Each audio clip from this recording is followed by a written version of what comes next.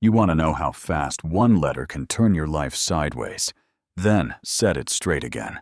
Mine showed up folded neat in my mailbox, HOA letterhead, the kind of official that makes your stomach drop before you even read it. 72 hours to sell my land or face penalties. That's what it said, because my fence didn't fit the look and my horses bothered the vision. Yeah, that happened. I'm Marcus Hale Rancher Dad, a man who still believes in handshakes and showing up when you say you will. We moved out to Red Mesa, New Mexico for the big sky and the honest dirt, not to pick fights with folks in pastel blazers and clipboards. I stood there with the wind throwing red dust across my boots, laughing once from the shock, then feeling my hands shake as the words sunk in. I brought the letter inside and slid it to my wife, Lena, across the kitchen table with the coffee rings and the salt shaker that never stays where it belongs. She read it slow, eyes narrowing, lips going thin. Then she looked up and asked, relieved, "Who does she think she is?" The name at the bottom was Beverly Garrison, HOA president, the kind who trims hedges with a ruler and looks at people like they're scuff marks on her tile. That evening, I knocked on her catalog perfect porch. Same flower pot 6 times in a row. Same welcome plaque. 6 times louder than it needs to be. She opened the door with a smile that didn't reach her eyes and said, "Mr. Hale, how can I help you?" I held up the letter and said, "You can explain this." She didn't blink. "Your property doesn't fit the look we're building," she said. "You'll need to make other arrangements." I told her it was zoned agricultural papers, clean as Sunday, every stamp in the right box. She tilted her head like she'd found a typo no one else could see and said, "Sometimes what's legal isn't what's best for everyone." That line dropped in my stomach like a stone. I told her I wasn't selling. She stepped closer, that smile thinning to a blade. "Then you'll face consequences, Mr. Hale. The board stands with me. We'll see about that," I said, and walked back to my truck, trying to keep my shoulders level. I didn't sleep much. You don't sleep when somebody draws a line in the dirt and dares you to cross it. The horses still needed feeding at sunup, so I carried hay-cleaned stalls, checked troughs with that sentence rolling around my head like a loose bolt in a washing machine. Sometimes what's legal isn't what's best. People say that when they're used to getting their way. By noon, I'd had enough waiting. The community meeting was that night in the stucco hall by my boundary line, the one with a parking lot that always felt a bit too wide, like it had been poured without measuring. I didn't think much of that then. Inside, the room went quiet. Not obvious, but the kind of hush where you hear the scrape of a chair and somebody's breath. Get shorter. Beverly sat up front with her board lined up like bookends. "Mr. Hale." "You weren't on the agenda," she said. "I am now," I told her, and sat across from that tidy smile. A man with wire rims cleared his throat for order, and I asked for order too, starting with who gave Beverly the right to tell a man to sell his land in 3 days. She folded her hands like a TV judge and started talking standards. Fences, livestock, image. I told her I wasn't a magazine spread, and neither was my dirt. The room froze. Then a few heads in the back dipped just a hair, like air was finally moving. "We can fine you daily," she said, and I said, "You're not above the law." That's when she said it again. "This isn't about law. It's about harmony." Harmony. I laughed. "Once I've been here 3 weeks and you never asked who I am, what I do, or how I plan to use what I bought. You don't want harmony, you want control." I walked out calm enough to fake it, but I sat in my truck staring at that wide lot, and the way the asphalt slid past the survey line stuck in my head like a splinter. After that, people started finding me. Mabel Ortiz, older, strong hands voice like a porch swing, said she saw the meeting and I had guts, then told me how Beverly fined a family for too many cars when the bylaws never said a word about driveways. Earl Navarro, my age, eyes tired from shift work, said she made him tear down a shed, claimed it was too tall, fined him until he broke, cost him thousands. That's the trick, Earl said. She drags it out until you quit. That night, Lena and I spread papers across the table. Deed zoning approvals, printed bylaws, still rocking Comic Sans on one page, which should be a crime on its own. Lena tapped the boundary map and said, "You keep staring at that parking lot." Because it's wrong, I told her. First time I walked this land with the realtor, I noticed the asphalt run a hair over the stake. Didn't think much then. I'm thinking now. Next morning, I drove to the county records building where truth lives in metal drawers that smell like dust and ink. If you've never spent hours with land maps and old leases, you don't know what paper cuts taste like. I flipped and flipped until the clerk stopped noticing I was still there, and then I found it. The twist that turned the whole story. The HOA's community center, the building and a slice of that parking lot, sits on my parcel under an old lease with the previous owner.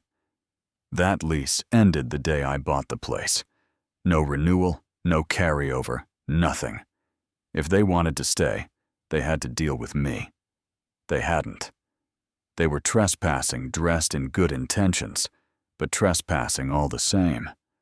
I made certified copies with a stamp that thuds like a gavel drove home, with those papers riding shotgun. And for the first time since the letter, I felt my hand wrap the steering wheel of my own life again.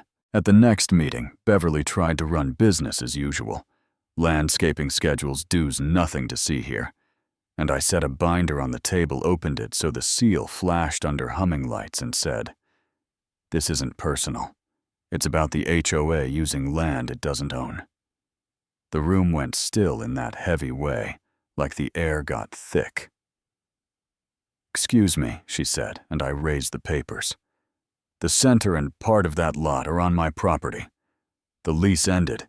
You kept collecting access money and holding meetings without the right to touch that ground." A board member leaned in. "Is that true?" Beverly kept her eyes flat and said I was misinterpreting. I slid the clause across the table. "Lease ends on transfer." "Transfer happened. You kept acting like it didn't."